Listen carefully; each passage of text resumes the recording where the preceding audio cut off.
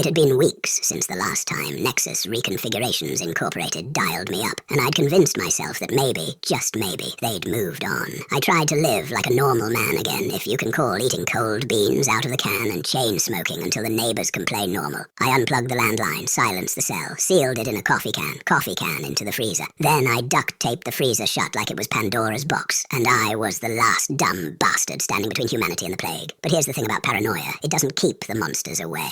It only makes you taste them sooner. At 3:03 a.m. on a Thursday, the hour I swear the devil sends out his unpaid interns, the buzzing starts. Not in the walls, not in the air, in the freezer, a low, hungry rattle, the sound of inevitability shaking off its coat. I stumble out of bed, feet hitting carpet, sticky with old beer and cigarette ash. The duct tape is straining against the vibration. I tear it off, and the coffee can is rattling like there's a hornet's nest inside. The lid pops, flies across the room, and my phone leaps out like it couldn't wait to get me. Screen lit, call connected, voice already speaking. "Good evening, wagon wheel," it says. Same voice, smooth, calm, polished like glass you can't look through. "Thank you for accepting our call again. My throat is sandpaper. I didn't accept a damn thing." "Oh, but you did," it says. "You've been accepting all week. Every nervous shuffle. Every time you wondered if we'd forgotten. Every time you thought of us. Fear is ink. Wagon wheel. You've been signing your name with every heartbeat. I sit down, heavy on the couch.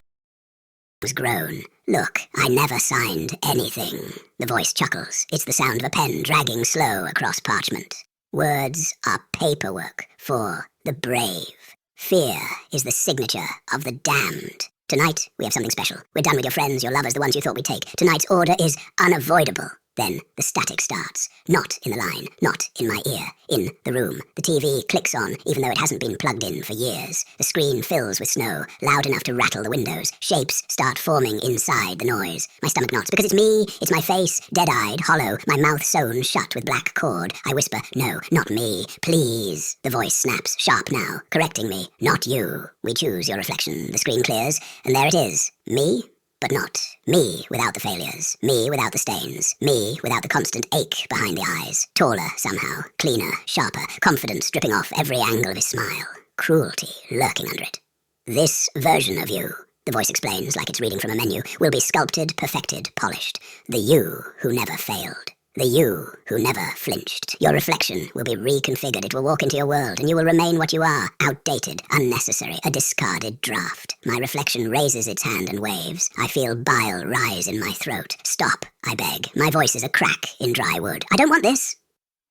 I never wanted any of this for a long stretch. Silence. Then the voice, colder than it's ever been. "You should have thought of that before you answered the phone." The TV implodes, and then explodes outward. Screen bursting into shards of glass that shower across my living room. My palms are cut when I throw my arms up, and through the wreckage, through the hiss of static and broken glass, something crawls. It's me, my reflection. Only, it's not crawling. It's climbing, deliberate, graceful, like stepping down off a stage. Its body is dripping static, pixelated blood fizzing into nothing as it hits the carpet. It lands with a wet slap. It stands, it smooths its shirt, it smirks. "Guess which one of us has better credit," it says. Same voice as mine, but sharpened, tuned, rehearsed. The phone in my hand goes dead, shuts off like it's never had a battery. The freezer door swings closed on its own, sealing itself like nothing ever happened. And me, I'm just standing there, staring into the eyes of my double, bleeding from my hands, lungs tight, realizing the most horrifying part. That wasn't the third call.